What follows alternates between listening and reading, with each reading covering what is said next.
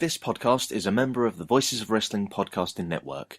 Visit voicesofwrestling.com to hear the rest of our great podcasts, as well as show reviews, columns, opinions, and updates across the world of wrestling.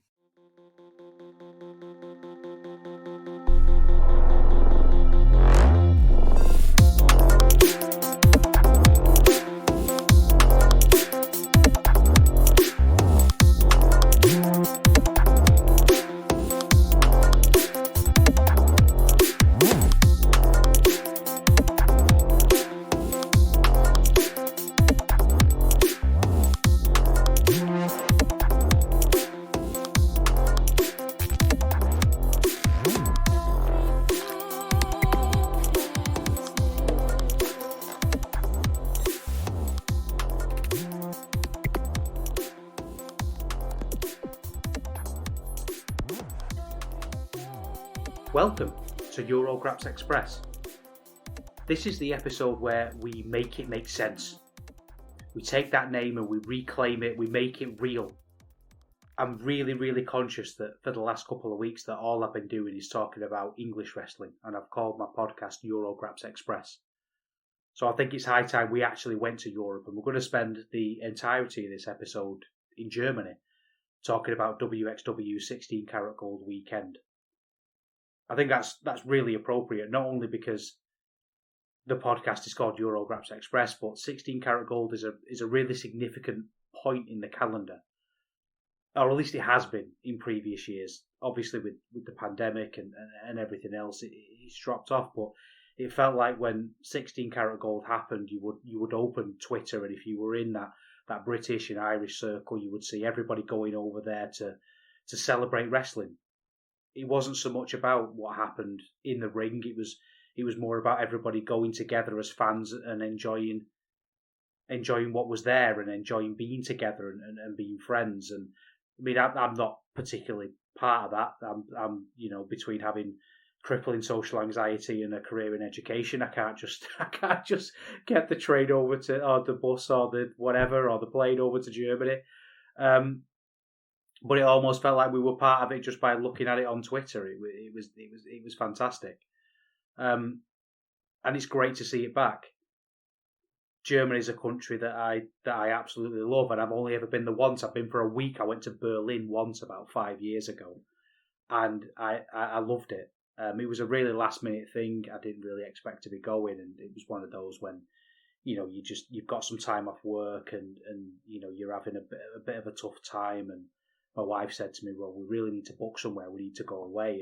And we went on Skyscanner and found cheapo flights. And it was to Berlin. And I wasn't really expecting much. But I found myself coming back from that holiday in a really weird state of mind.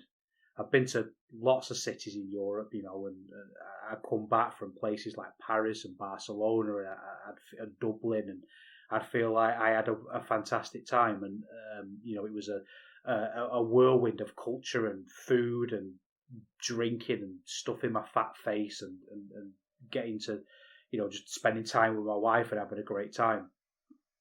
But I came back being really glad to be in the arse end of Salford. But when I came back from Berlin, I felt really different. I felt like actually I could live there. I've got these really happy memories of walking around Berlin late at night to a ramen restaurant that a friend had recommended, and then coming home and walking through this park that was lit up by fairy lights and looking around. It was 1 o'clock in the morning on a Friday night and seeing this park full of people, young and old, black, white, everyone, everyone you could imagine, having a couple of drinks in this park and relaxing. And me and my wife went to the corner shop and we got a bottle of red wine and a few beers, and we sat down in this park and we had a chat, and everyone around us was just talking. I couldn't hear what they were saying, but it was that vibe, that feeling of everyone just being together and getting along, and it was just a really lovely experience that's always stuck with me. And nights like this, when I'm in the arse end of Salford, as always, I record these late at night, and I'm looking out my big dining room window out at the street, and those are the kind of places that I think about when I'm on my own late at night. Those kind of happy things. But anyway, I'm kind of digressing. I don't think that the wXw Carat Weekend is anything like that. It's a massive piss-up. I think it's the Brit-Rest equivalent of Ibiza, and it looks fantastic. Not necessarily for me, given the fact that if I have 2 beers, I fall over. But for the people that go, it looks brilliant, and I think there's a feeling around Carat that is exciting. They call it in the commentary and in the announcing, they call it a festival of wrestling. And I just think that's a lovely idea, and it's something that we don't really have anywhere in the world, certainly not in the West. I suppose we've got WrestleMania weekend, but that's gone now, hasn't it? That's dead and buried. But it's nice to have a celebration of wrestling. And I think that's in a lot of ways what Carat has been and what Carat wants to get back to being. So in this episode, we're going to go through pretty much every show. The only shows that I'm going to miss out is there was a recording of Wheel of Wrestling that has literally gone up minutes before I've hit record, so I've not had time to watch that. And there was also a show where lots of promotions around Europe put in offer matches, and that's not gone up yet. And I feel a bit disappointed about that because that kind of feels like a Eurograps Express thing to do. You know, I feel like that's what I want to be looking at is the offer matches from European promotions. But hey, it is what it is, and if there's anything good on that, I'll get back to you. In fact, actually, I should have mentioned that the title Eurograps Express is not because I'm a dork who's into trains. I don't know anything about trains. I'm a dork who's into Kraftwerk, and the Trans-Europe Express record came to mind when I was thinking about Europe. So that's why the podcast is called what it's called. So I think we should get right into it. We're going to start with the first show of the weekend, which was the Inner Circle show, Carat Gold 1, 2 and 3, and also the Ambition show. And we're going to talk about every match. I thought about lots and lots of clever ways to do this, whether I was going to rank them or I was going to maybe try and come up with some narratives that we could link all the way through. But remember, this podcast is a late night chat with a mate about wrestling, so we're not going to get too fancy. I've got a big Google Doc with all my thoughts, and we'll go through them and we'll see where it ends up. So go and put the kettle on. Make yourself a cup of tea. And I really do mean that as well. And this this reminds me of something that when I started podcasting, nobody told me. Nobody told me what the hardest thing was going to be. You know, everyone talks about the research that you have to do and actually watching the wrestling and having the hot takes. But the hardest thing I found about podcasting is the transitions and how to move from one section to another. And I've come up with these little dorky phrases like "go and make a cup of tea," because it just feels friendly, doesn't it? I feel like I've invited you in a weird way. There's something about being in an English home. You invite someone in, you offer them a cup of tea as a bargaining gesture that you're not a dickhead, that you're a friendly person and you have manners. So that's why I started saying it. And I went on the Discord, the Voices of Wrestling Discord, and people are actually making cups of tea while they listen. And I just think that's fantastic. So please go make a cup of tea. I've got one here. I've got a cup of Yorkshire tea. I've also got some biscuits as well. So get some biscuits. I've got some Jammy Dodgers and some Whisper biscuits that I'm dipping in. And I think you should do that as well. I think you should find joy in the little things in life. And I don't think there's many things more joyful than a cup of tea and a biscuit to dunk in it. Maybe next week I might have cheese and crackers, because that's another thing that is just wonderfully joyful. Just little things that make your life better. We don't need big things to make our life better. We don't need holidays and cars and money and mansions or anything like that. We need tea and biscuits and cheese and crackers. And we also need wrestling. So genuinely, go and put that kettle on. And let's talk about some wrestling.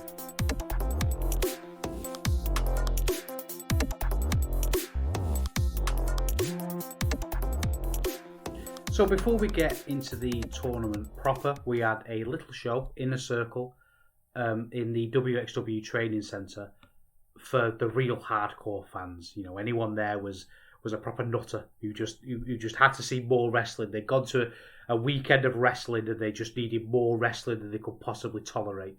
But actually, Inner Circle was a really good show. It was a really nice show to watch as well, because it featured wrestlers who were on the bigger cards in a more intimate setting, and for people who maybe fallen behind a bit on wXw, which I think is most people, to be fair, it gave you a little bit of a catch up, especially with the Hungarian talent that they're using a lot of now. You could kind of get to know them, and overall they did a really, really good job of introducing that talent. We started off with Shigehiro Irie, who's obviously an old wXw favourite from Japan, against Goulias Jr. And Irie is just lovely to see. He's somebody who I've seen briefly in Japan. I know he did a few All Japan shots. I tend not to watch the DDT stuff, but he's somebody who is that old travelling wrestler that we don't really get for very obvious reasons, who's just really well received in Europe. I feel often in places like wXw, where a foreign talent goes there and embraces it, that's really appreciated. And Irie just has built that up over the years, and he clearly loves being in Germany and going back, and he's going to be somebody we're going to be talking about a lot. I feel like he takes his time in Europe seriously, and not everybody does that.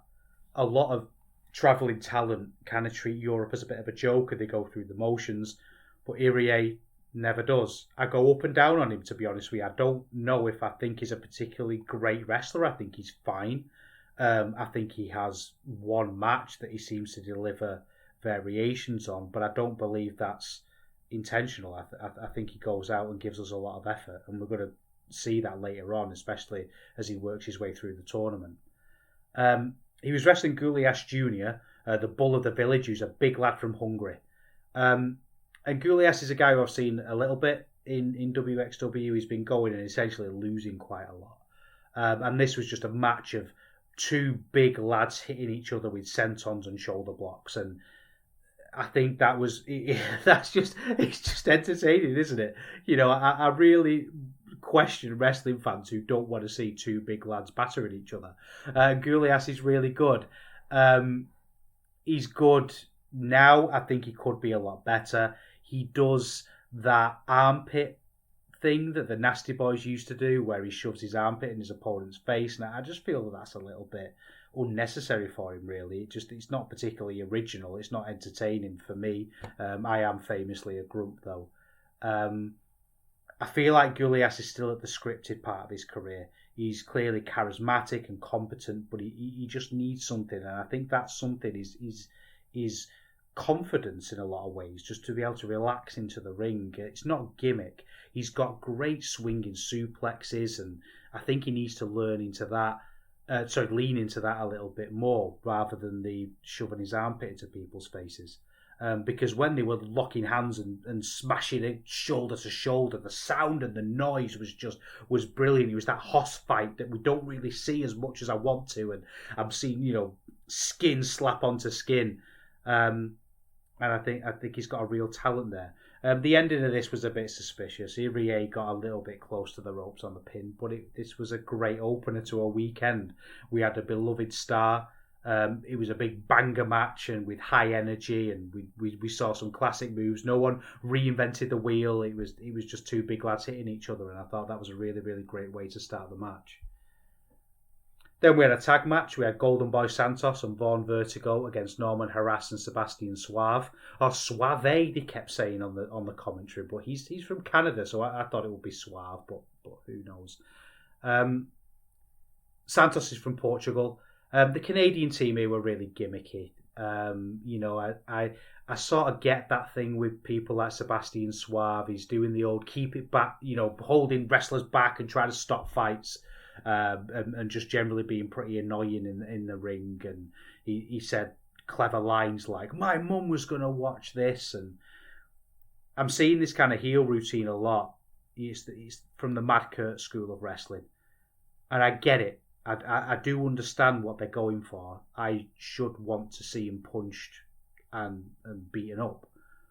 But actually, I don't really care. And he wasn't particularly very good at that routine himself. There was lines where he said, "Get out of here and give me my big pause, glory time."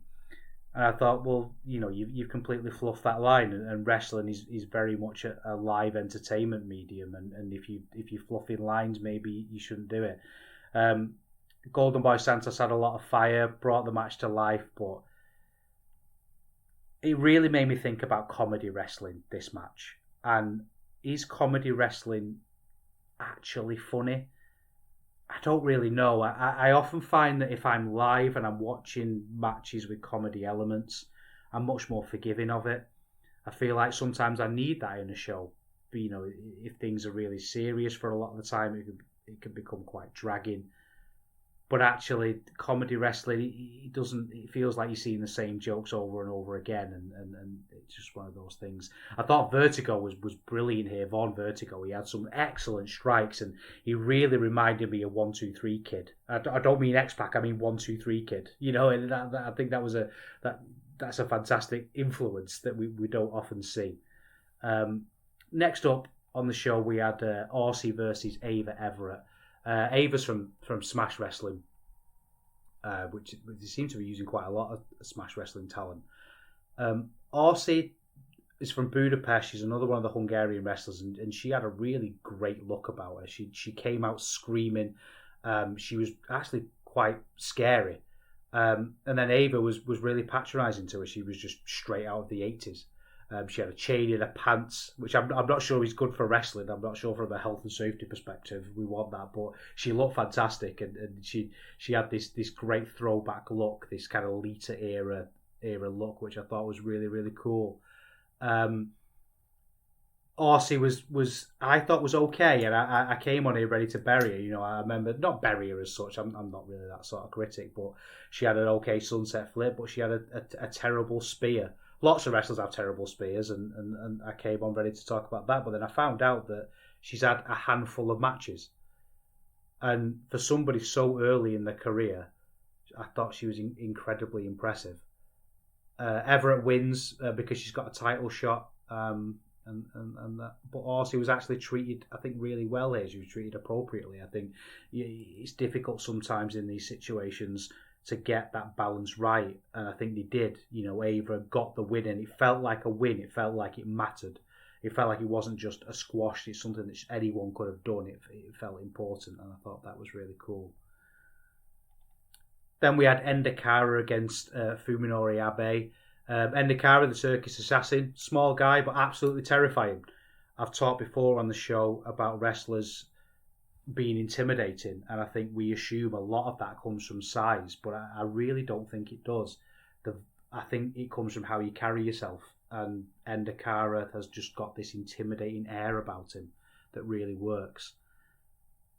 Abe is a wrestler who Deep Puro people say is good, and it's kind of nice for me to actually find out. I don't watch a lot of Basara and DDT, and rather than just sort of nod along and go, yeah, he is. Yeah, I can actually find out for myself and tell you. And that's one of the great things about Carat, is that we're gonna finally get to make our own decisions about these wrestling. This was just ridiculously excessive wrestling. Great grappling, and there's grapple for ropes, and they'd be Abe's really good at when submissions get pulled apart. He always gets like a parting shot in, just a sneaky little thing that I think works really well. Endakara's just got fascinating speed.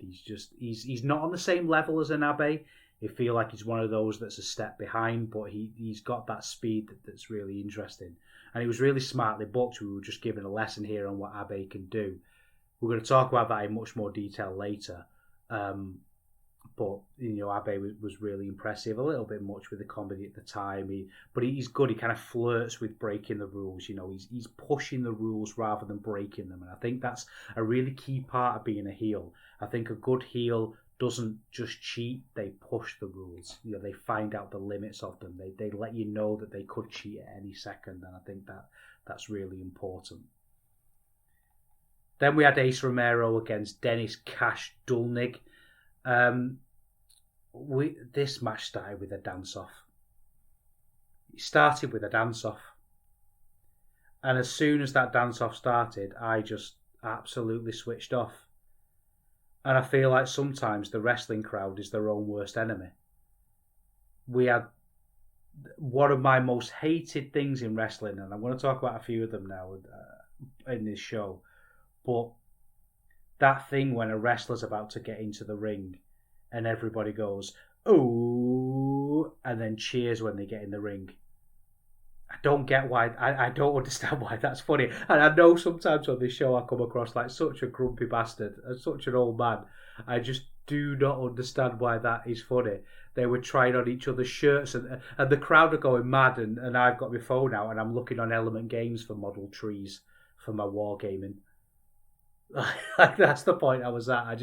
I mean, the bell rings and, you know, Donig leaps over and Ace Romero's dropkick is great and I've got a bit of a problem with Ace Romero. I think he's great at certain elements, but I wonder if there's a big curve with him because he is such a big bloke that I wonder if sometimes when I'm watching him, I think that's good for a big bloke. Is it actually good? I don't know. And that's something we're going to explore later on. There were lots of little details in this that I really liked, you know, like Romero absolutely launched Dolnig at one point and he ended up being pushed into the ref, but there was just lots of things in this match that weren't really needed, like Dolnig going for a chair when the ref was down and he was just really overbooked. I felt like this match went on far too long. It could have just been half the time and been a straight wrestling match, but it is what it is. Then we had an 8-man tag team elimination match, and this was the Hungarian crew, the HCW dojo of Dover Icarus, Maverick, and Peter Tiani against the wXw Academy of James Runyon, Oscar, Robert Deisker, and the Rotation. And I know the Arrows are hungry quite well, and I miss them being in Rev Pro, and I just think they're absolute badasses. It's the song. You know, the Hungarian crew just felt so unified the way they posed together in the corner. They were ready to fight. And I was all in on this. You know, it almost felt like a force ready to prove that they were better at wrestling than this other academy. And it just, the setup of the match itself just lended itself to a really simple story that I was desperate to be part of. Overall, it was really good. This was a bit ambitious at times. Maverick missed a couple of cues, but I do like high flyers that look like they're on the edge. Rotation's the same. He always feels like he's right on the edge of what he can do, and I think with high flying, we tend to prioritise and praise smoothness, and I think that's great. But there's just something visceral about someone who looks like they're about to kill themselves, and there was lots of that in this that I thought was really good. There were lots of moments of juxtaposition in here where there'd be lots of high flying, but then a guy like Icarus would come in. And when Icarus comes in, it just gets serious. I don't know what it was about the Arrows of Hungary in this match. I don't know if it was the gaudy trunks with the flag. The boots were just really old school. They weren't trendy. But it just, whenever Icarus or Dover came in, it just felt legitimised. It felt like it was dragged into this area of reality that I just really engaged with. It's fantastic. And we got some legitimate mat wrestling, which was really good. Some great strike fests, some great back and forth. And Tiani was fantastic. And he's going to be a big takeaway from this weekend. So that was the opening show. Not essential by any means. It was entertaining. It was a really good, the Inner Circle thing was just a really great idea. And actually, I think over the weekend, this is probably the show that I was most entertained with overall. But not essential by any stretch, but definitely enjoyable. So let's get into the tournament proper and talk about Carat Nights 1, 2, and 3.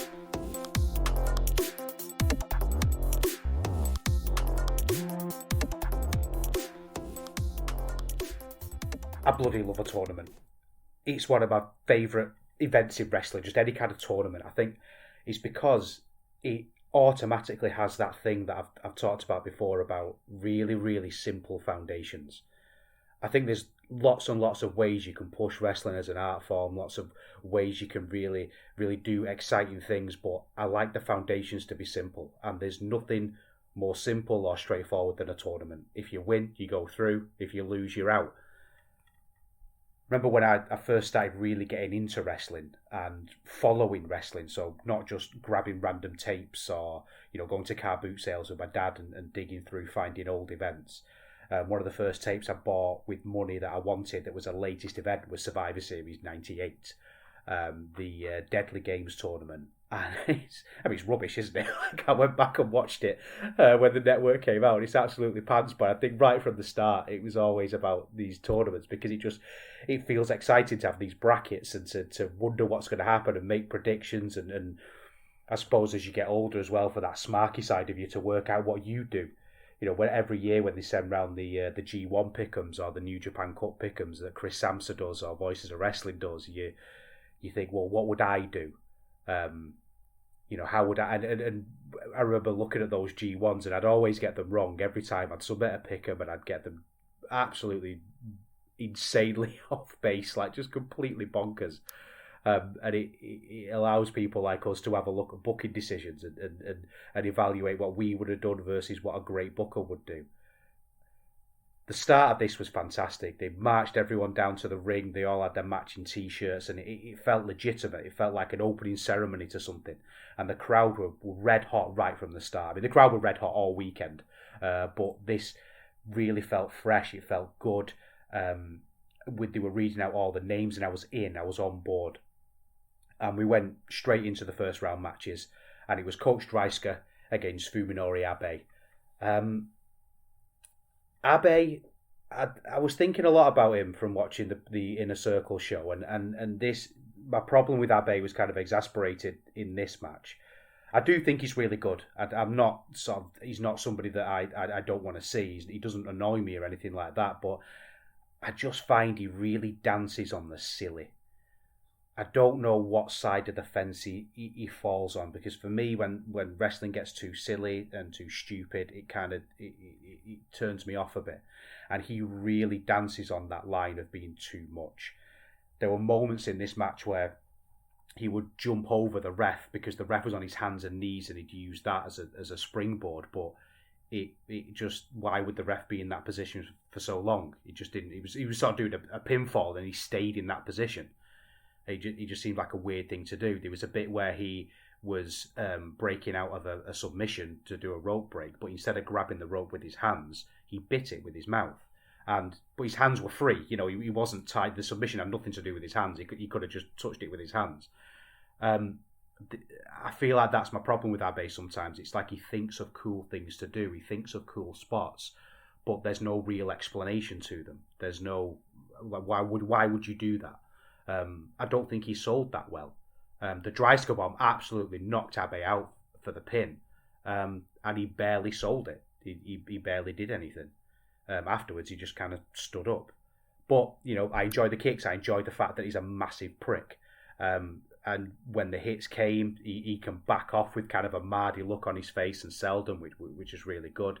And I like the structure of the show here. This was a really exciting match with lots of power and lots of energy. And a lot of that energy came from the crowd. But that's what matters. It's the wrestlers that got them to that point. And I think that was a really, really great way to start the show and start the weekend, really. Then we had Vincent Heisenberg against Cara Noir. I'm not going to go on my Cara Noir rant again, because they kept this really, really simple. He's the former winner. He came out, he wanted to do his entrance, and Heisenberg punched him just before he could sort of unwing himself, and Noir was fuming and raged at him because he disrespected his art. And sometimes in this match, Noir sold before strikes landed, and Heisenberg is limited. But did I care during this match? I didn't. I thought this was a great Cara Noir match, and I'm not a Cara Noir fan. And he really made me think about Cara Noir as a wrestler, because he's somebody who's positioned himself as somebody who pushes the art form. He's somebody who's doing new and exciting things. But this was the best match I've seen him have in a long time. And really, it made me think that the only thing that he's pushing, the only thing that he's doing that's any different, is having an elaborate entrance. And I don't even think that his entrance is particularly good. I mean, I'm not into that Finn Balor Prince Devitt kind of performance art on the way to the ring. I like it to a certain extent, but sometimes it can feel very contrived, and I think Cara Noir is the epitome of that. But this was a great match because it was really simple. He was insulted and he had to fight back. Heisenberg was bigger and he had to fight as the underdog. It made so much more sense, and I think Noir had to really hold on at points. He was really scratching. When Heisenberg went for the power slam, he had to really scratch his way out. And he did a huge leap into a rear naked choke, and it just looked brilliant. It looked like he was really fighting, and I think it shows that Cara Noir has a lot of strengths that perhaps I ignore as a fault of mine, but perhaps we don't always see. Next, we had a great match, and there's been a few good matches in the tournament, but I think this might have been my favourite, and it was Peter Tiani versus Eagle Blanc. And this is two young wrestlers, and I think Peter Tiani owned this weekend. I think he's the person that I will be thinking about more and more as I leave this weekend and going forward with wXw, because I thought he was absolutely brilliant here. He's got a brilliant aura about him, Peter Tiani. He's effortless. Sometimes with wrestlers in their entrances, they can feel scripted. They can feel like they're... Because, I mean, it is part of the performance. The entrance is a huge part of wrestling, and it's a huge part of establishing the characters. But sometimes that can bleed into what we're actually seeing a little bit too much, and it can feel a little bit too contrived. Not so with Peter Tiani. He was so relaxed and effortless. His song is absolutely booming. He's got the cocky swagger off to a T. And this was fantastic. It was a runaway train of a match. It got faster and faster. The dives started to come. There was huge moonsaults. Absolutely massive, huge moonsault from Eagle Blanc, which was just absolutely picture perfect. And yeah, of course, it was a little bit sloppy. These aren't veterans. These aren't, they're not storied veterans that have lots and lots of ring experience, but roles weren't smooth, transitions were a little clunky, but actually I think it befitted the youth. It was almost like they were telling a story that they were arrogant, that they think they can do better actually than they actually can, and I'm just kayfabe botches away there. It says a lot, doesn't it, about botches? If you tell an interesting story, you can just kayfabe them away in your head and it's gone. And I'm really not asked about it. It had a sense of the Mitch Hedberg, that sort of comedian who tells lots and lots of jokes really quickly. If you don't like one of the jokes that he says, that's fine, because there's another one coming along straight away. Eagle's knees off a springboard were great, and there was just a great moment of loud stillness. This static stillness of tired wrestlers where they've given everything they can. Neither man can beat each other, and they're just heaving on the floor. And it was just such a really satisfying match. And again, it was really helped by the fact it was a tournament. It's very different, I suppose, from Cara Noir, who's won it before. He's trying to prove that he's not lost it, that he's still the best. Whereas with this one, it's two young wrestlers who are desperate to further themselves in the competition, and it was a great story. And both wrestlers could get so much from advancing. Then getting through and getting more eyes on them would have meant a lot, and it had those inbuilt stakes. A huge sliced bread from Tiani won, and they were arm in arm, and they had a look at the ref at the end on the 3 to check it was 3, but it was done subtly. So often those things, when they checked that the pin count was legit and that they actually got the win, it can seem really contrived and very NXT over dramatic, but Tiani played it perfectly. And I think this was, if you're going to watch one match from the weekend and you want to find these hot wrestlers who you think are going to be around for a while and be the future, I think this is really one to go and have a look at. Then we had Dennis Cash Dulnig against Lufisto.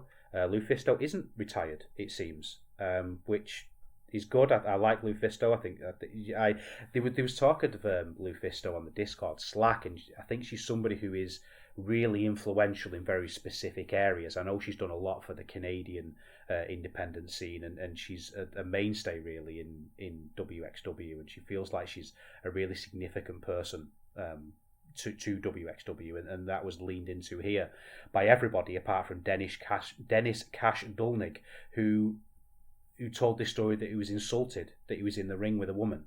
It was all chokes and stomps, and Lou Fisto wouldn't be intimidated. She did the underdog thing really well, and I really liked the way she ended this match, and because she didn't scrape a win at the end, she definitively beat Dulnig. She just got sick of being beaten down and just decided to turn the switch on and battered him, almost like she was holding something back because she knew this tournament was going to be long and grueling. So she just waited until she needed to and put the hammer down and battered him, and I thought that was a really good, entertaining match. And with 3 matches into the card, and it's just pacey and exciting, and I'm all on board. Then we have Marius Al-Ani versus Michael Knight. Al-Ani is a late replacement for Biff Busick, and I know which I prefer. But Michael Knight was really the exciting part of this, believe it or not. I know that might be shocking to people who follow wXw. Al-Ani just has a very definitive ceiling for me. And this match was really boring and plodding. Al-Ani here felt like he was taking on that Triple H role. That he was giving everybody time to go for a wee. It reminds me actually of a great quote that was going round, and I can't remember which wrestler said it. It was about Scott Hall, who died this week. It's very sad, and obviously people were sharing memories and quotes, and Scott Hall's one of those wrestlers that's just infinitely quotable. Just he's had so many great lines. And he was on a show, and a independent wrestler asked him, "Oh, does anyone know when the interval is?" And Scott Hall goes, "Yeah, during your match." And I think that this was the interval match. There's nothing really to grab hold of, and I think it's a shame that Michael Knight got eliminated. The ankle lock in this was just so flat. He didn't even commit to it, and I feel like if a wrestler isn't even committing to an ankle lock, why should I commit to having any interesting thoughts about this match? But it was what it was, and we move on. Then we get Maggot against Ace Romero. I love Maggot's theme tune. I'm not so sure I love the Weird Jesus thing. Not because I'm religious. I'm not religious. I just think it's a little bit edgelordy, isn't it? A crown of thorns. It reminds me of that kind of Marilyn Manson era of music that we look back on now and cringe. And when I was a kid, my favourite band in the world was Mudvayne, and now I listen to LD50, and it's all like, "You can't change me," and there's a bit of an air of that about Maggot, which is just you kind of grow out of. Again, I think this is going to be a theme with Ace Romero. This was a match of pet hates for me, and in a lot of ways, sometimes the audience is not to blame, but it's a bit of, you've got this hot crowd who are really into everything, and wrestlers are taking bumps and hurting themselves, and sometimes if they're over and they're getting a massive reaction for just standing there, they're not really going to do a great deal. And there was dueling chants at the start, and it went on and on and on, and I feel like as these chants went on and on, this sadistic part of me was kind of bubbling in my stomach, and I was thinking, take some fucking bumps. I'm paying for this. I want to see you take a bump. And then they did a test of strength, and it's just, everything felt so drawn out. And as I said before, Romero's gimmick is he's a fat lad who can wrestle normally.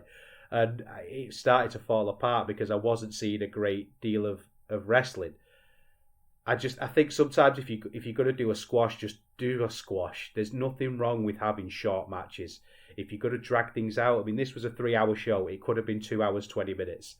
There were moments in this where Maggot went for a choke slam, which is just weird because he doesn't wrestle like an idiot. He doesn't wrestle like he's stupid. Yet that was a stupid spot, and I felt like this one killed the crowd a little bit.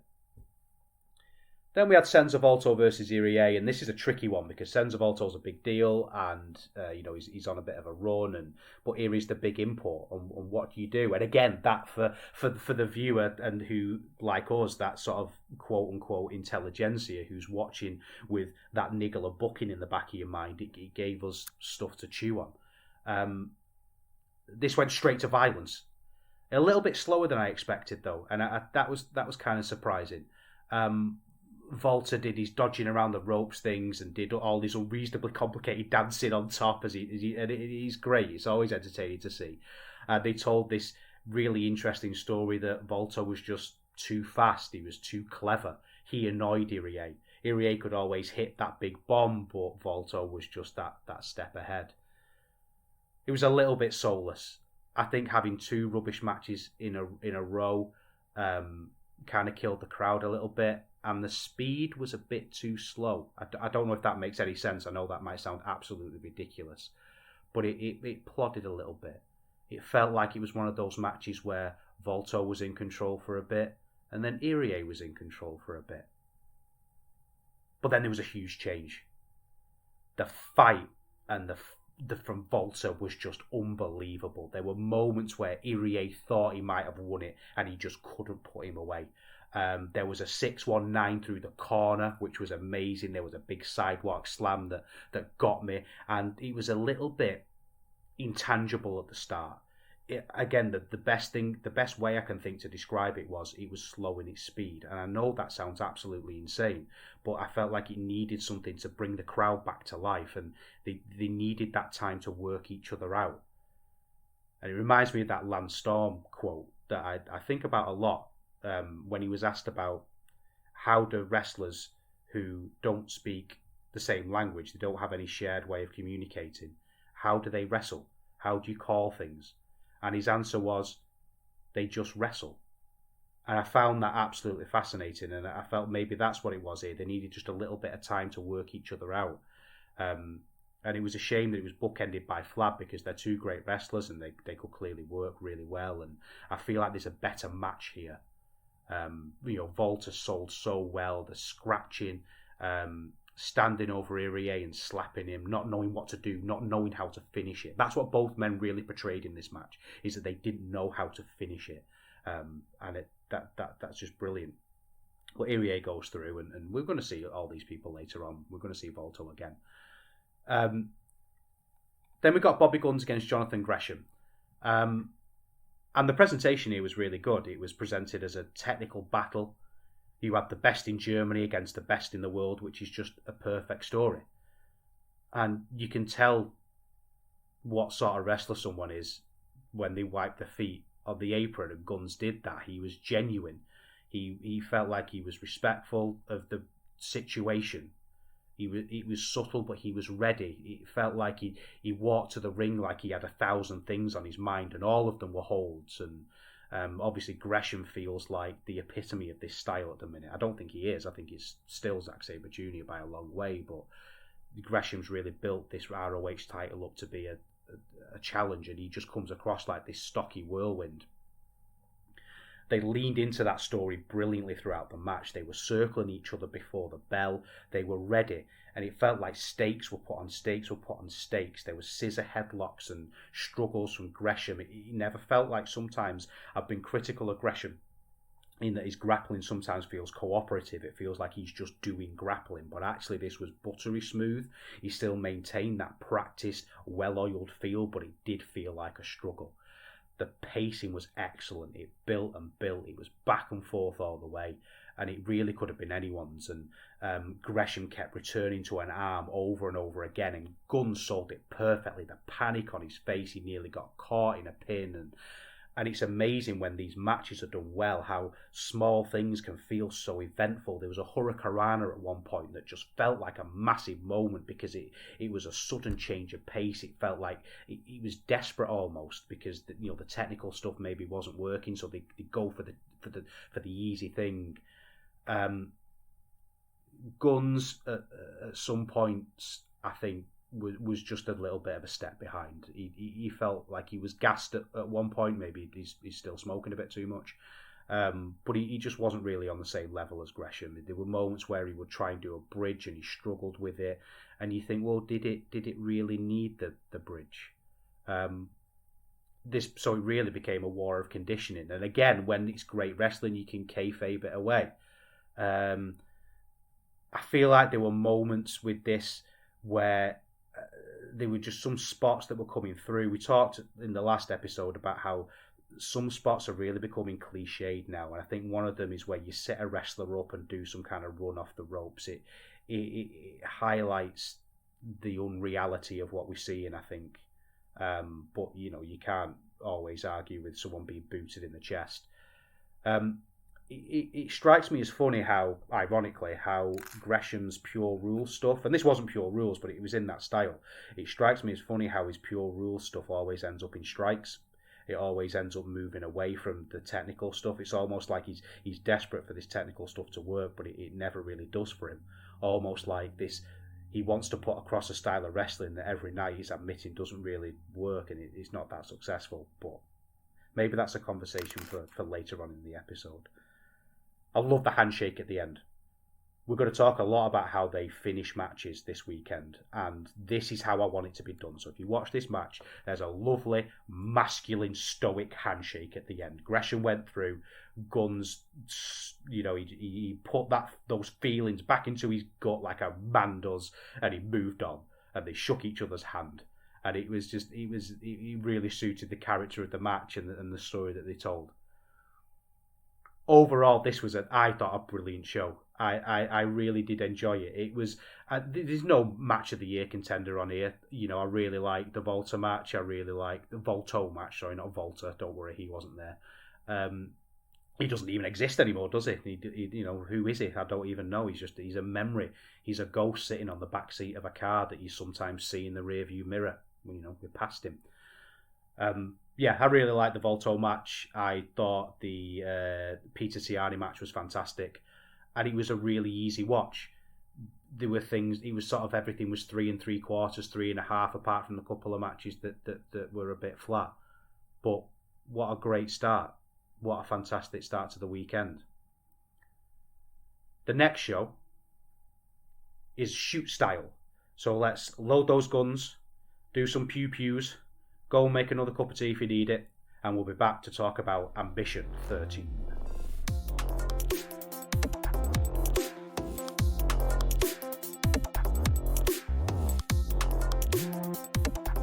The Ambition tournament is a lot of people's favourite part of the weekend, and I feel like it should be my favourite part of the weekend, but it's not. I don't really like it. It's a shoot style tournament. There are 3 15-minute rounds. You can only win by submission, KO, or ref stoppage, and I feel like I should like this because, as I said before, I like my wrestling to be rooted in reality, and this is as real as it gets. We're saying this is shoot style. This is real style. My favourite wrestlers, people like Zack Sabre Jr., they are influenced by the Wigan Snake Pit and that kind of shoot influence wrestling, the catch as catch can stuff, and I really like that. But I don't like stuff like this. I don't like blood sport, and I've been thinking about it, and I think in a lot of ways that kayfabe almost negates things like this.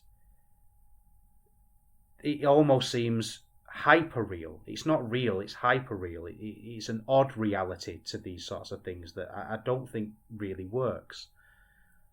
And reality in entertainment is obviously shaped by context. It's not a constant at all. You can't. You can have an X-Wing in Star Wars, but you can't have an X-Wing in The Quiet Place Part 2, and that just kind of goes without saying, doesn't it, really? It's obvious, but I think they're breaking rules in pro wrestling that we have established. And I don't mean rules as in pin counts and the rules of the game. I mean the rules of the game in the Bourdieu sense. I mean the rules that we've learned to reward certain things in wrestling, certain structures, certain ways of selling, certain things that we have ascribed merit to and worth to, that these shoot style matches kind of do away with. And ultimately, a lot of the time, I think these just feel like a UFC fight without the danger. And if you take a UFC or an MMA match and remove that danger, what are you left with? You're left with a reminder of how pro wrestling evolved. This is how pro wrestling started, and we evolved away from it to make it more exciting. That's not to say these matches can never be exciting. It's just I think it's harder to be exciting with things like this. And we talked before about Gresham. When the grappling and the shoot style stuff doesn't seem to be working, what does he do? He reverts to pro wrestling. And that's what happened a lot on this show. We had Lawrence Roman against Bobby Guns to start us off, and it all looked great. You know, the tracksuits were good. Guns came out less. He was muted. He was less sort of pro wrestling because it was a less pro wrestling environment. You know, there were big strikes, real suplexes, you know, deadlifts, and Guns won. And I sort of finished the first match thinking, this is great, but I suppose it's great from a technical point of view, but I kind of want to just watch some wrestling. We had James Runyon against Icarus, and Icarus is a beast. He's one of the arrows of Hungary, and he's suited to this kind of thing perfectly. And he was brilliant at the start. The way he looked at James Runyon, because James Runyon is very much the berobed, pretty professional wrestler, and Icarus is not. And Runyon was great as he avoided eye contact with Icarus. He sold the weight of the situation, and Icarus was just staring at him like annoyed he was even in the ring. And Runyon actually came out of this really well. He turned that panic into takedowns, and it was a little bit weird and slow at times. And I like little moments, but it was a bit scrappy and a few too many knockdown counts, because they did that thing where if you get knocked down, the referee counts to 10, and it became a bit desperate because neither man was particularly good at this, and they had to really battle for it, and it was fine. We had Oscar against Abe, and Abe was good here, actually. I really enjoyed this. But I think I enjoyed it because it was a little bit more pro wrestling. Abe's got this move that I think really highlights what I'm talking about here with this shoot style stuff. He's got a thump to the head. And there's something really horrible and primitive about that. It's an old-fashioned thump where he kind of just boosh like on the top of your head, and you can hear that.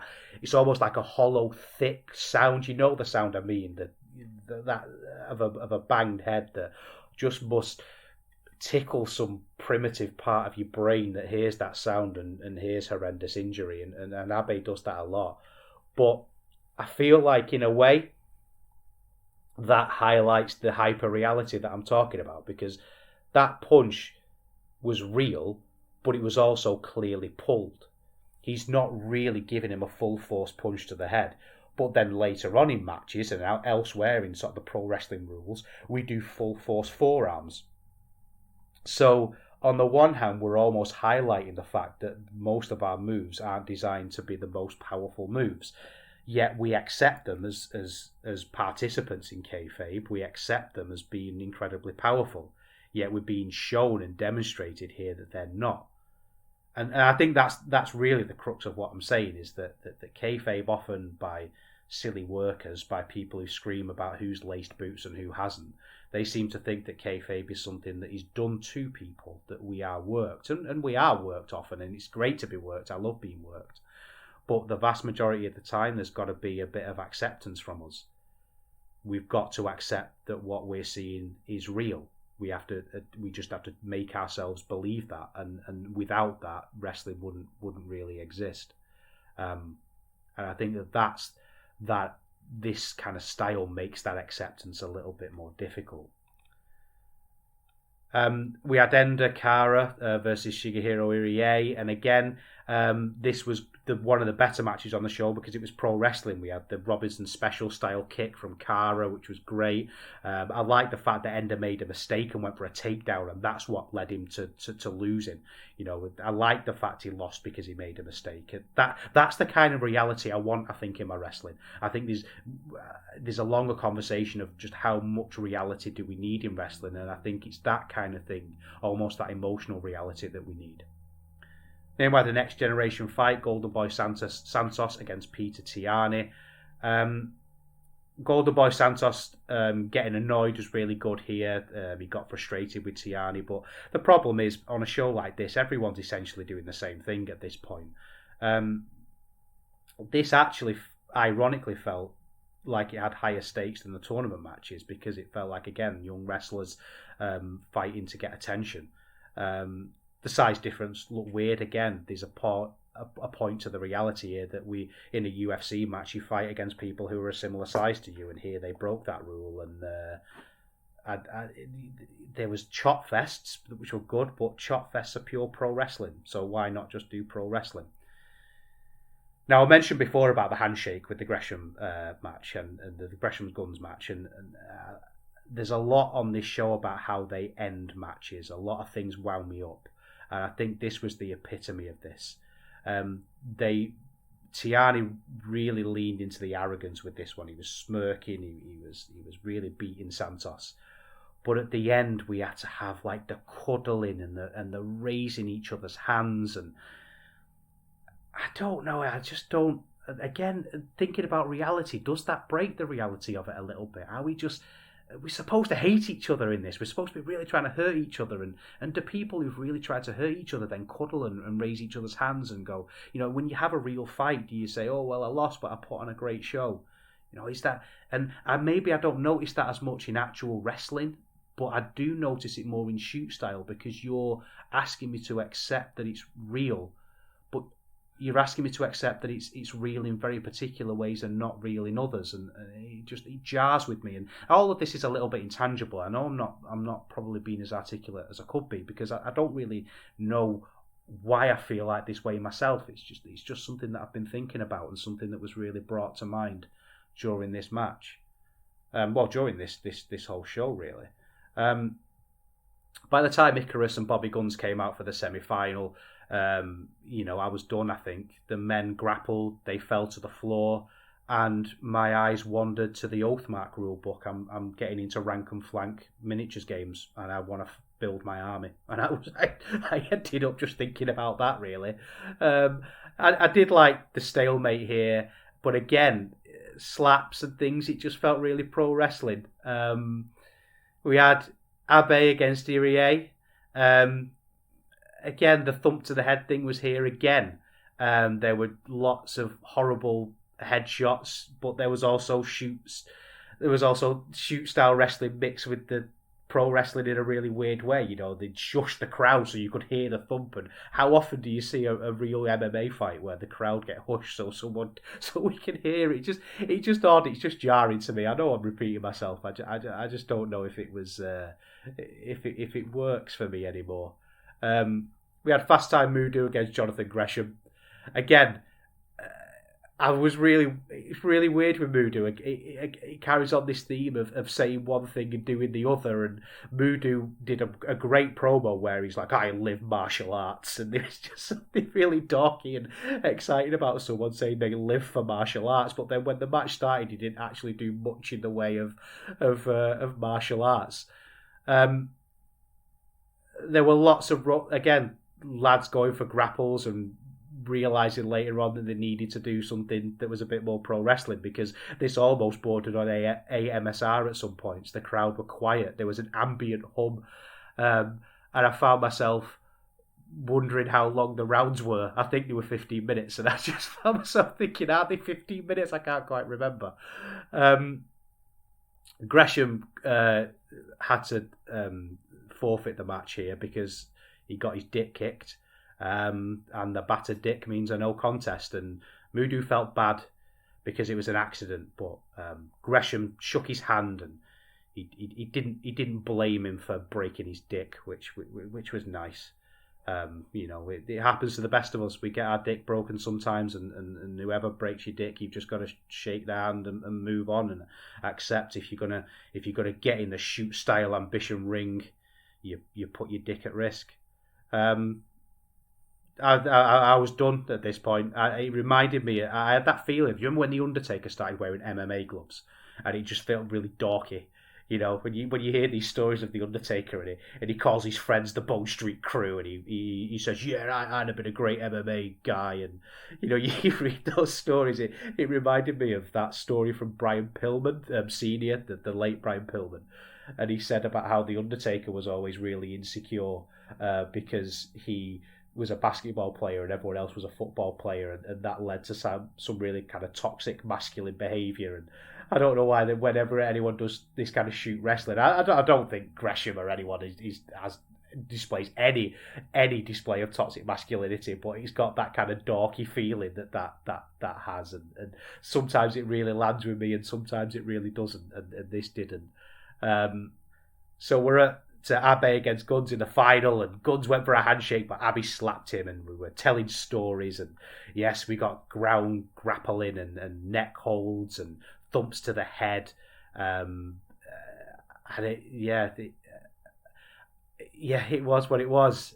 And I know I'm joking about the rules here, but the whole thing is about rules, and it feels like sometimes rules in pro wrestling can really add and help and give opportunities for exciting new stories, and this it really hindered it. It had a really long ankle lock, which went against the style. You're telling me that this is shoot style, and we've had quick tap outs previously in the show, and this one had a really long drawn out ankle lock that just didn't really make any sense. Again, there were moments in this where they let each other hit the other. They'd stand and allow themselves to be hit, which again in a pro wrestling ring is fine. But you're telling me this is a shoot style tournament. So Guns stretches Abe's arm out. He taps out. I tap out, and I think I've had enough of shoot style wrestling, which feels strange. So let's get on to some pro wrestling then. Let's get back to Carat Gold Night 2.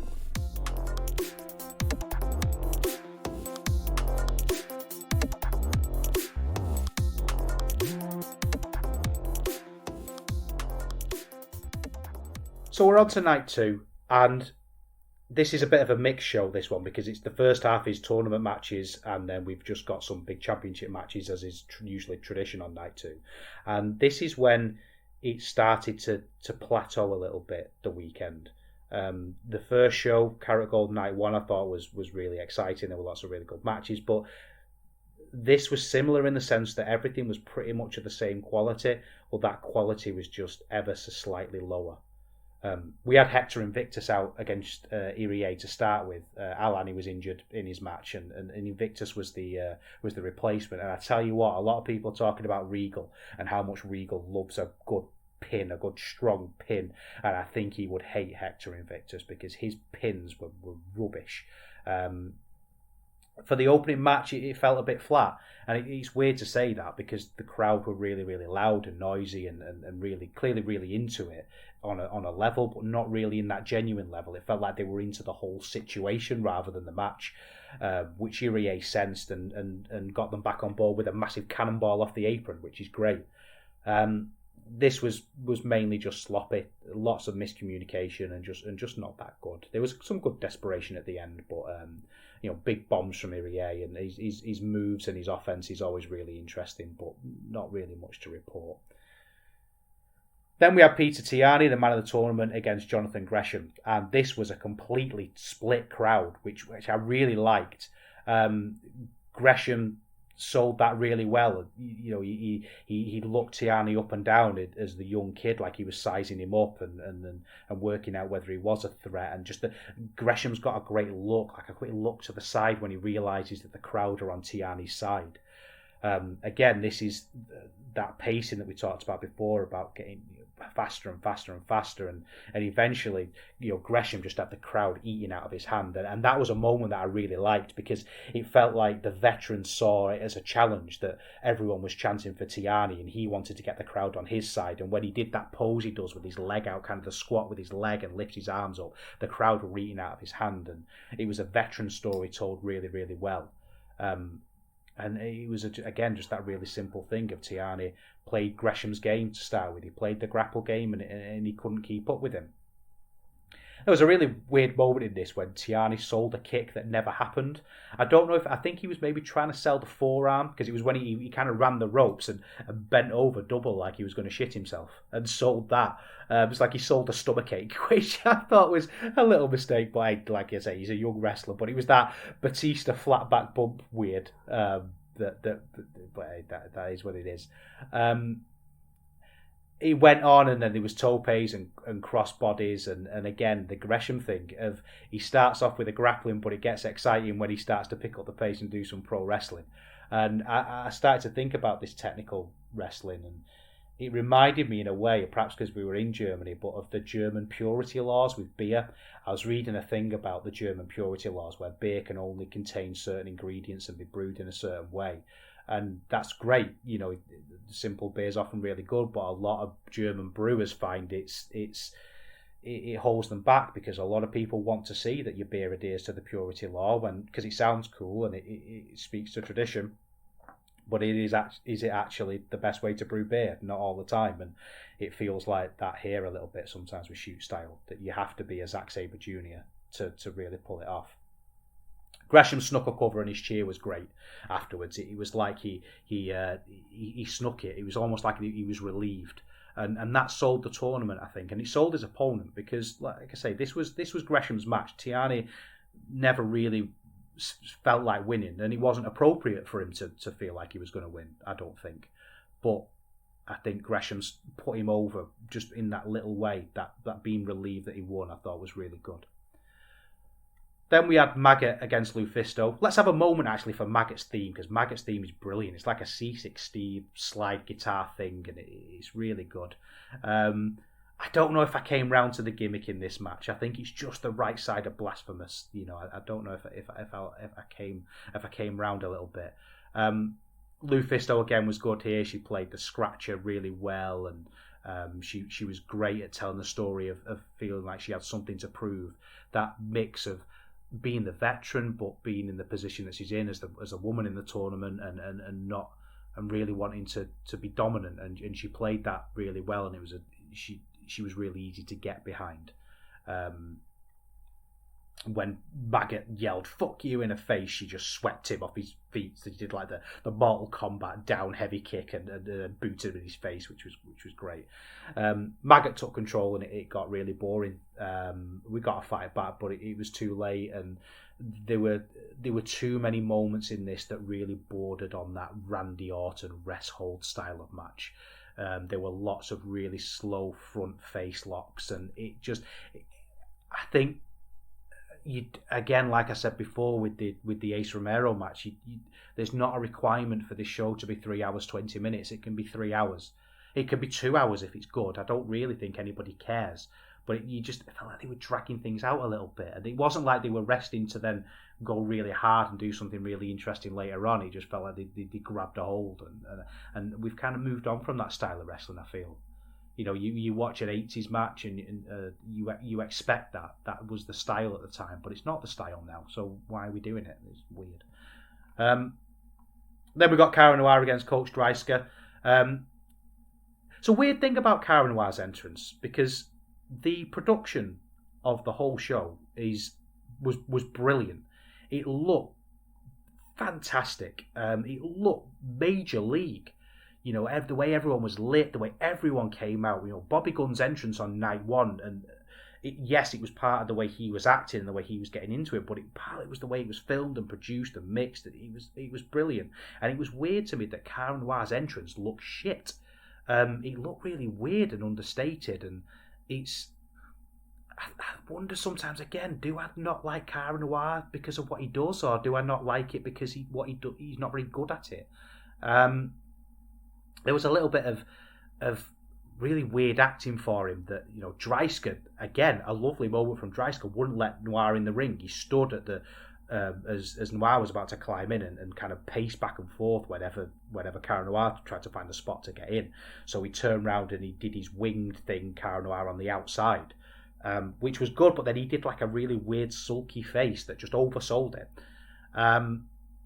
The match was really good. It was a good match, pretty much on the level of everything else on the show for the most part. Dreisker dominated. The back body drops here were so good that someone should dedicate a website to them. Just big back body drops. Noir was absolutely schooled, and Dreisker looked dominant. It wasn't particularly exciting, but it felt like a really good way of telling the story. It lost its way a little bit, which again is a bit of a theme for this show. Dreisker got the bomb, his big sort of Liger bomb style move, and I had to re-watch the ending because it came as a shock. I didn't expect the pin to come, and actually when I watched it back, because I had to go back and watch it again, I realised they had built to the ending, but it just didn't really land. with Noir kind of scrabbled out and tried to get his move, and Dreisker then got his finisher, and it was sudden, but it was clearly signposted, but I just missed it. I like the promo at the end as well. Dreisker's promo was really good. Carat Noir was on the to-do list, and Carat Noir is done, and he moved on. I thought that was a really great thing. So they're the tournament matches. We had a few other bonus matches. We had the Rotten Flot Invitational #1 Contender Tag Team Tournament, Tag Team Gauntlet. Sorry, not 3 tournaments. We only had 2 tournaments. Started off with Sebastian Suave and Norman Harras, and it was comedy stuff. And then Dennis Dulnig came out and he signed Invictus without his knowledge, and he played his music, and we weren't sure whether Invictus was going to come out, but Rotten Flot were all right here. They were arrogant shits, they were dominant, and it felt fresh because we hadn't seen them. Obviously, we're at the point in the tournament now where we're seeing a lot of wrestlers who we've seen constantly throughout the weekend, and we hadn't seen them yet.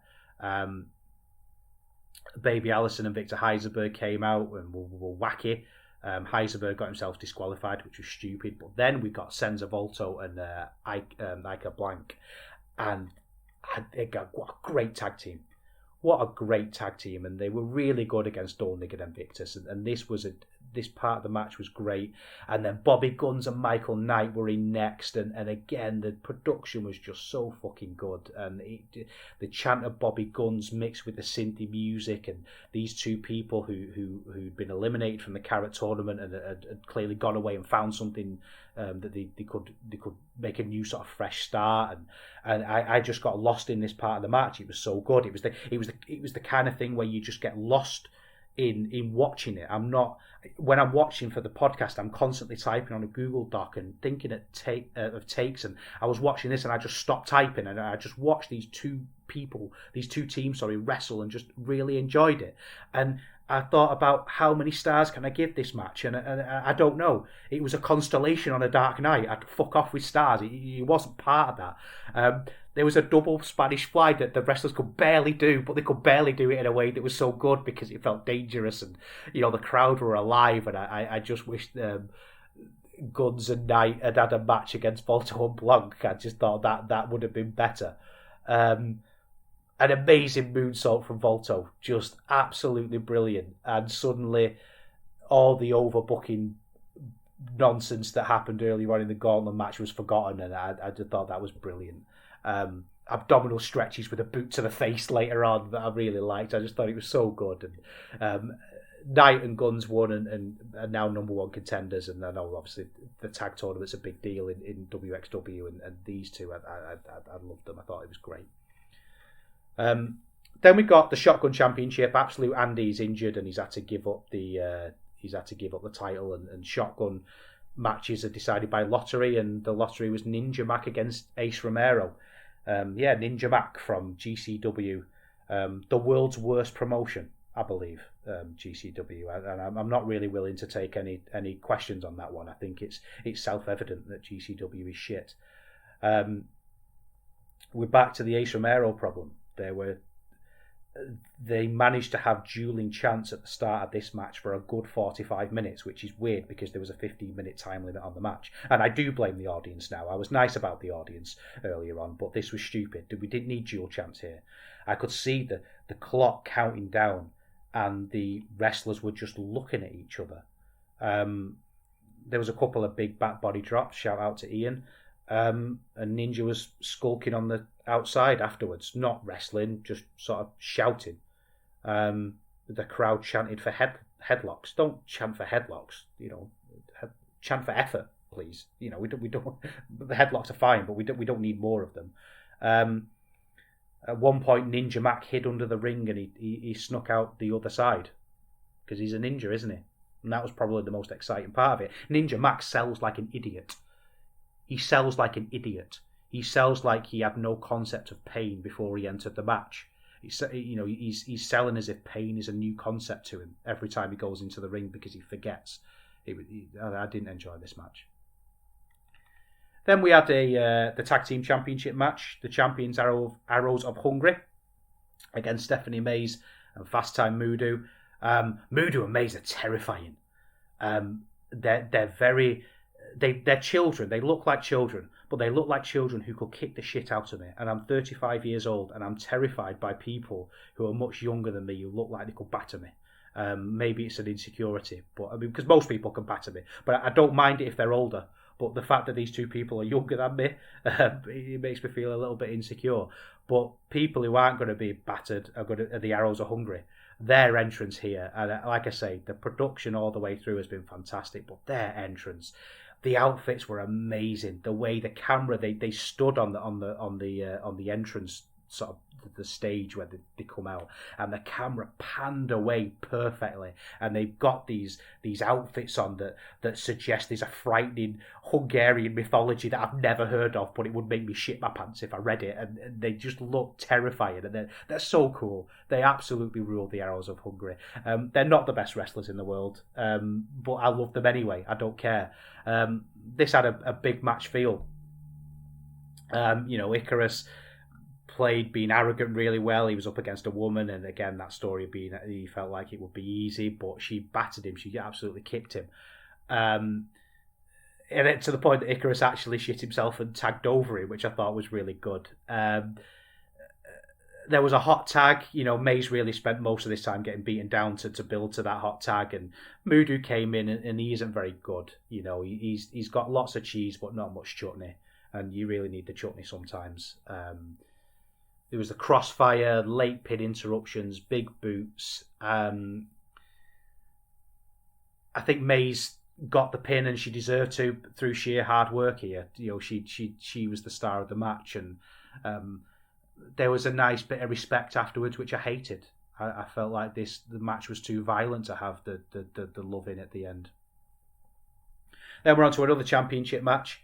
Iva Kolaski versus Ava Everett.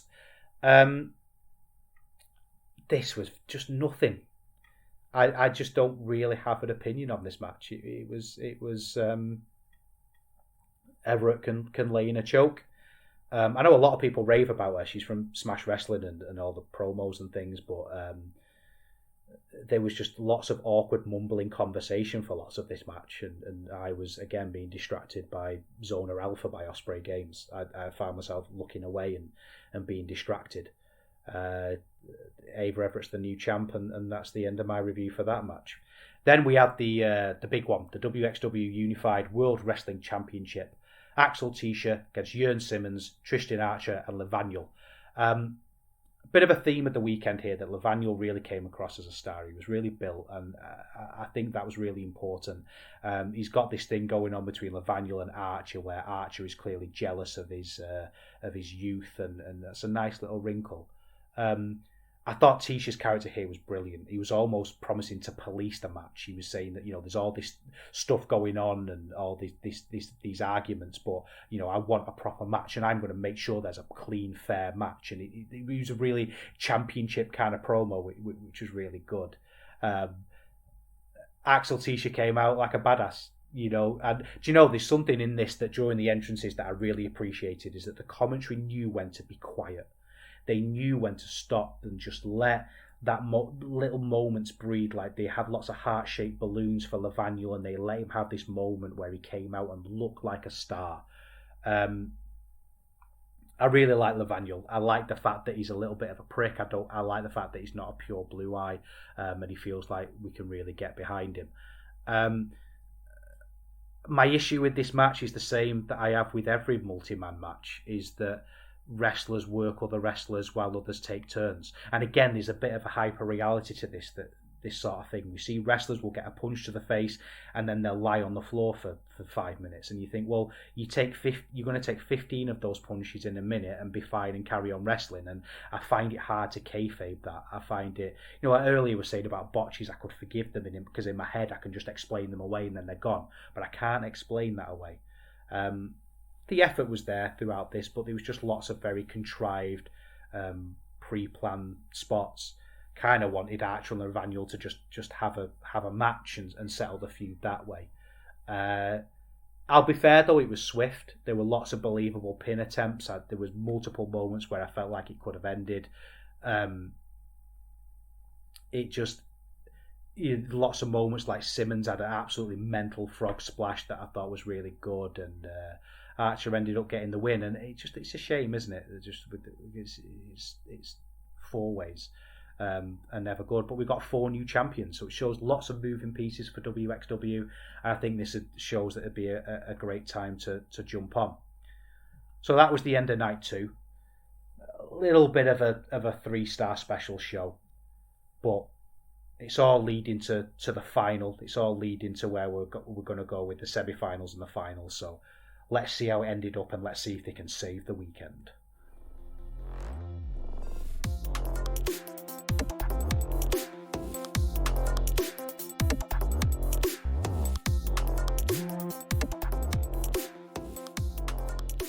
So all roads lead to the final, and here we are. But actually, we've got to get to the semi-final first, so I don't know why I said that. And the first one was Lufisto against Coach Dreisker.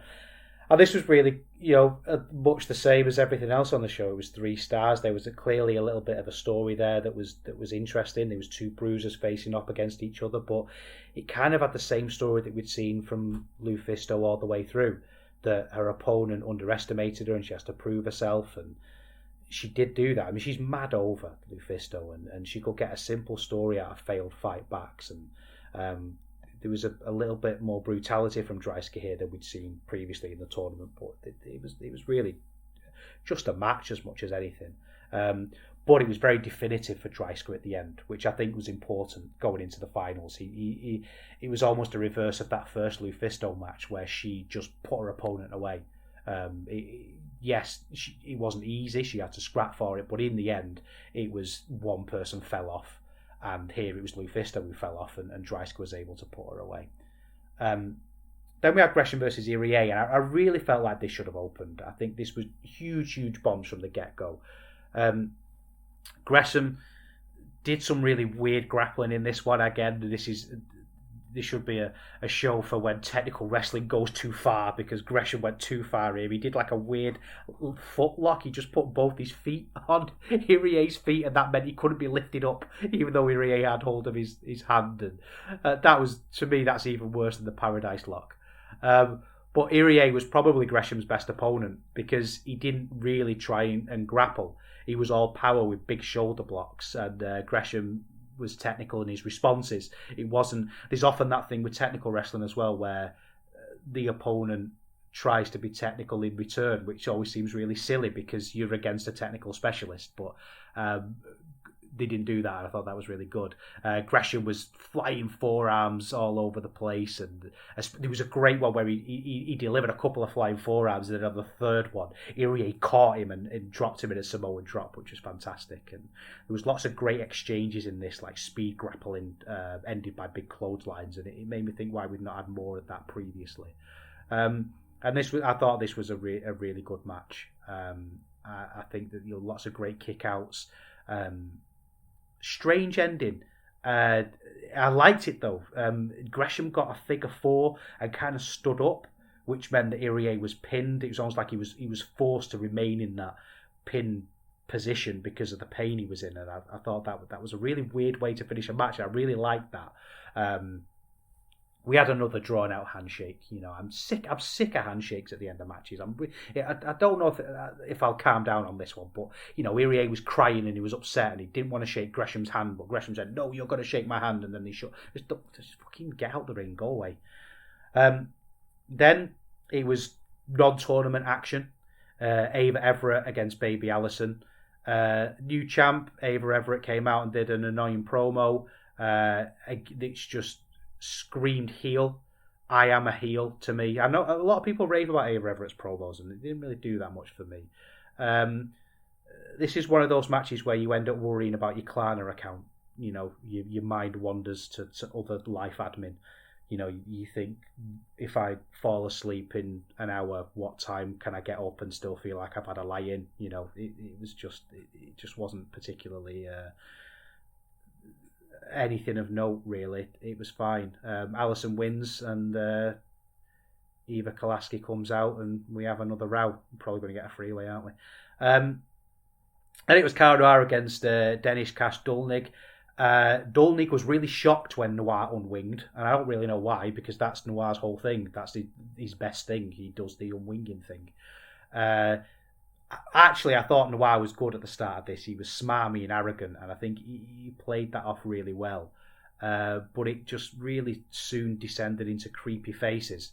And when they got too close, Dunny got a mask out of his duds. And then Noir got a mask out of his pants. And they put masks on because they were close now.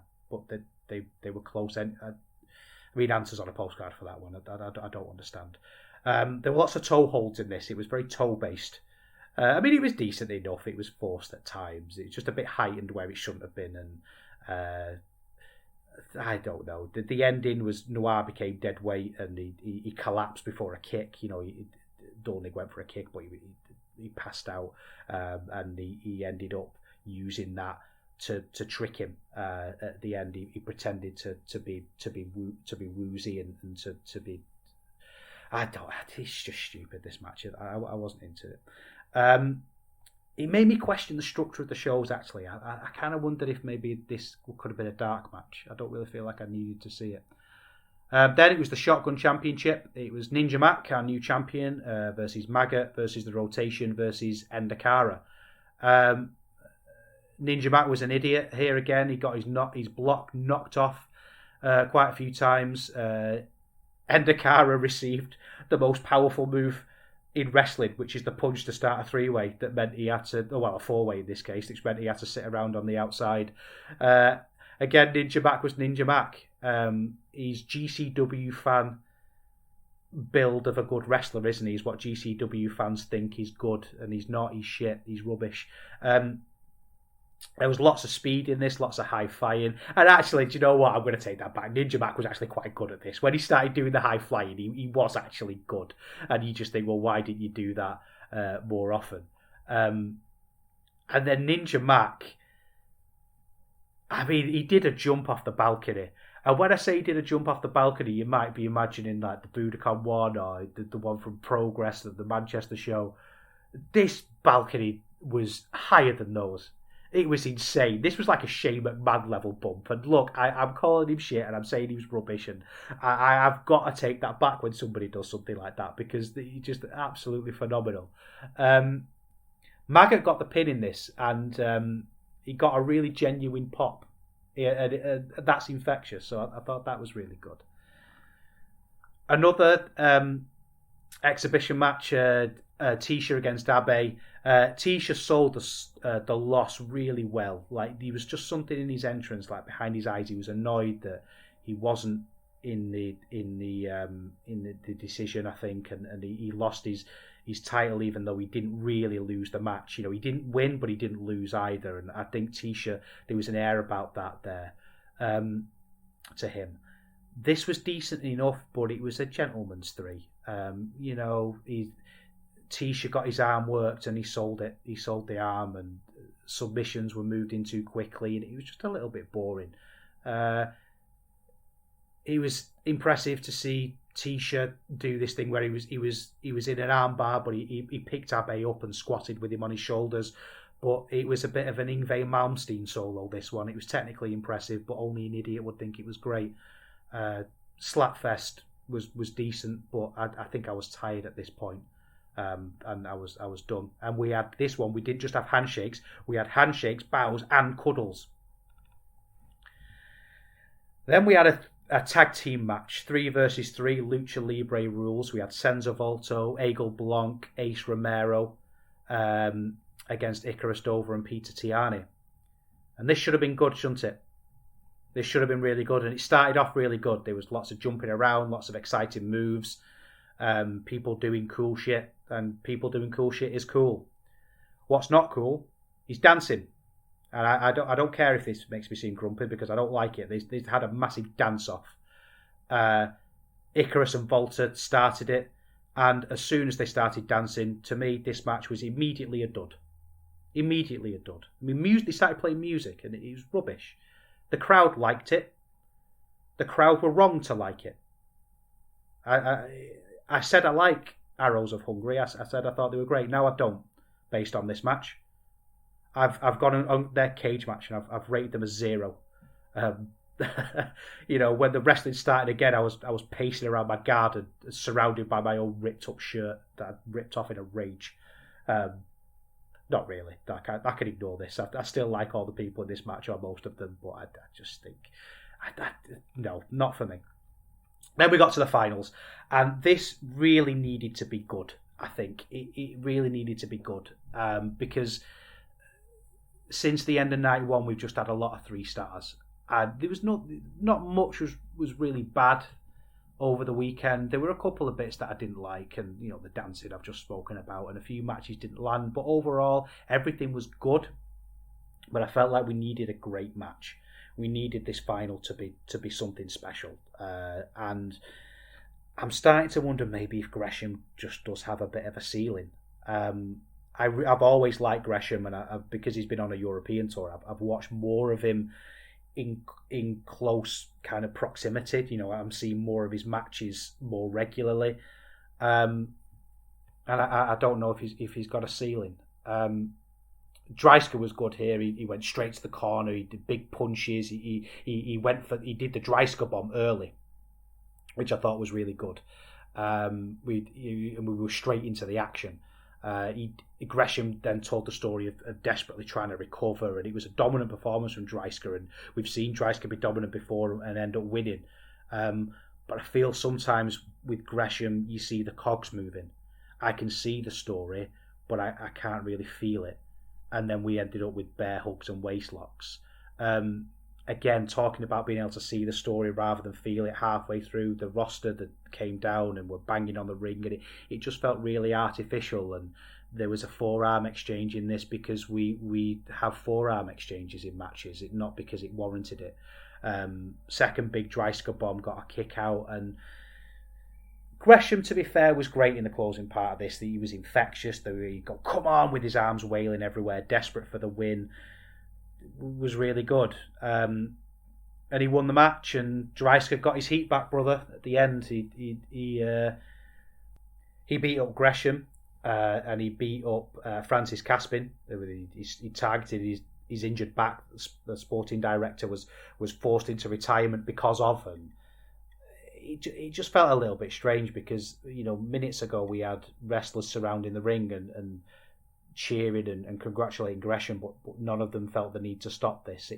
It spoke to a bit of a problem I've had throughout the show of moments taking precedence over sense. But that's it. That was the 16 Carat Gold tournament. It's a strange one because it wasn't bad by any stretch, but there were very, very few high moments, and I felt like it just needed a couple of really, really big sort of shining lights to cling on, I think, to really recommend it. I thought Peter Tiani was brilliant. I think they've clearly focused on building younger stars like they have been during lockdown, and I think that's obviously really smart. But it was just a bit of a shame that it never really seemed to hit the heights that it needed to. It's definitely something to cherry pick. I don't think it's something to sit and watch from start to end. And well, I've done that for you, so you don't really need to. But I would go back and watch them Peter Tiani matches because I thought they were great.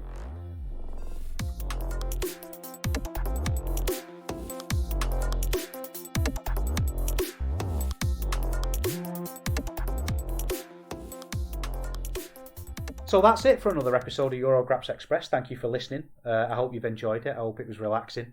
I don't know what we're going to do in the next episode. There's nothing been up from RevPro. There's no. I think there's a progress show. I choose you, but we'll avoid that as best we can. But I hope you have a lovely fortnight, and I will see you again in a couple of weeks.